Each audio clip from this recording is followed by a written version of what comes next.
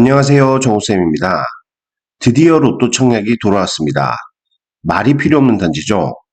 공식 부산 대표단지, 부산 내륙의 대장, 아시아드 시세를 리딩하는 아시아드 총사령관, 레이카운티 부적격 청약에 대해 알아보도록 하겠습니다.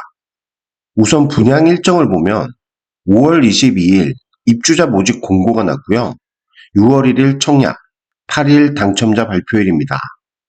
11일, 12일 양일간의 서류 접수 뒤 6월 16일 대망의 계약 체결입니다.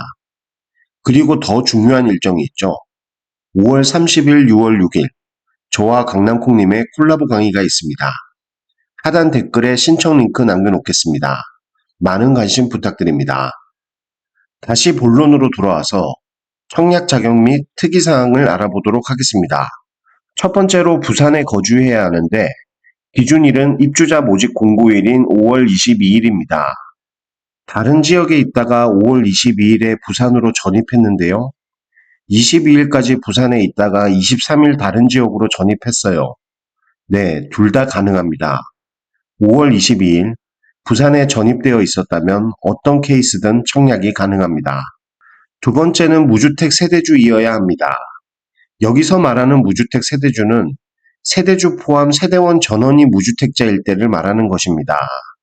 참고로 동거인은 세대원으로 간주하지 않습니다. 또 청약통장을 사용하지 않기 때문에 청약통장 없이도 청약이 가능하고 8월 18일이 잔금일이기 때문에 그때까지 실거주로 입주하시거나 전월세로 임대를 주시면 됩니다. 전매 제한이 없기 때문에 즉시 매도가 가능하고 이번 분양 세대는 2023년 11월 입주할 때부터 공실이었기 때문에 입주 청소만 하면 새 집이라 볼 수 있겠습니다. 그리고 가점제가 아닌 100% 추첨제이기 때문에 그동안 가점이 낮아서 불리했던 세대에게 오히려 기회가 될 수 있을 것 같습니다. 그리고 무주택자만 청약이 가능하다고 해서 집만 있으면 무조건 청약이 불가한 것은 아닙니다.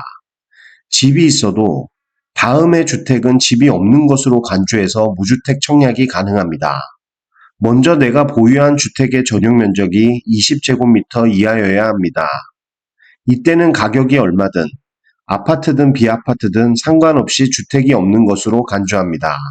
전용 면적 60제곱미터 이하이면서 공시가격 1억 이하일 경우도 아파트든 비아파트든 주택이 없는 것으로 간주합니다. 세 번째, 전용 면적이 8호제곱미터 이하이면서 공시가격 3억일 경우 무주택으로 간주하는 경우가 있는데 네, 이때는 아파트는 안 됩니다. 아파트를 제외한 모든 주택이 가능합니다. 또 미달된 타입의 분양권을 선착순 줍줍한 경우 주택이 없는 것으로 간주합니다.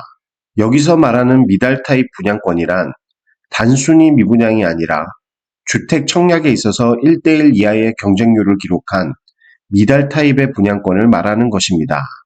당연히 모델하우스에서 회사와 직접 계약을 한 경우에 하나며 아무리 미달이어도 분양권을 매수한 경우는 해당되지 않습니다. 1번부터 3번까지는 대신 이러한 주택이 한 채만 있어야 되는 반면 4번 미달된 타입 분양권은 10개든 100개든 개수 제한이 없습니다. 또 마지막으로 만 60세 이상의 직계 존속이 주택이 있을 경우 네, 만 60세만 넘으셨다면 직계 존속의 주택은 가격이 얼마든 개수가 몇 개든 그게 아파트든 비아파트든 주택이 없는 것으로 간주합니다. 물론 배우자의 직계 존속 포함입니다.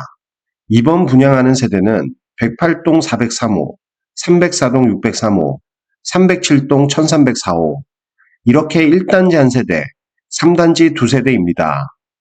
최초 분양했던 2020년 당시 분양가로 분양을 하기 때문에 부대 경비와 옵션을 더한다 해도 그 가격이 너무너무 아름답습니다. 레이 카운티의 경우 3호선 종합운동장역 북쪽으로 생활 인프라가 좋은 편이고 종합운동장역까지의 거리나 창신초등학교 배정 등을 감안하면 1단지가 3단지보다 선호도가 많이 높은 편입니다.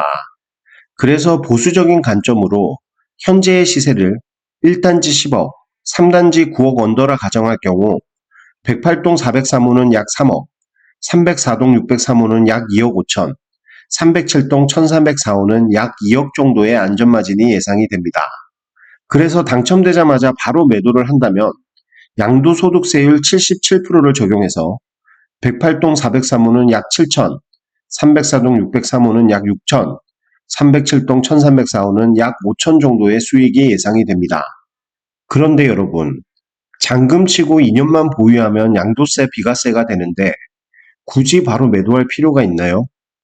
양도세율 77% 너무 아깝잖아요. 실거주를 하던, 전월세 세팅을 하던, 어떻게든 잔금을 치고 2년만 보유하면 엄청난 수익을 거둘 수가 있습니다. 실거주의 경우 각 동호수 KB 시세의 60%를 대출받는다고 가정하면 실제 내 투자금은 108동 403호 약 5,400, 304동 603호 약 8,700, 307동 1304호 약 1억 정도가 필요하고 매달 상환하는 원리금은 108동 403호는 약 286만원, 304동 603호와 307동 1304호는 약 243만원 정도입니다. 전세로 세팅할 경우 1단지 최저 전세가는 5억 3천, 3단지 최저 전세가는 4억 9천입니다. 하지만 전세가를 더 보수적으로 가정해서 108동 403호는 약 1억 8천, 304동 603호는 약 1억 5천, 307동 1304호는 약 1억 7천의 투자금이 필요하게 됩니다. 다음은 제가 가장 추천하는 월세 세팅을 보겠습니다. 동호수별 KB 시세의 60%를 대출한다면 약 이 정도의 투자금이 들어갑니다. 하지만 월세는 또 세입자에게 보증금을 받죠. 그 보증금을 1억으로 세팅하게 되면 108동 403호는 약 4,700, 304동 603호는 약 1,300 정도가 오히려 더 남게 됩니다.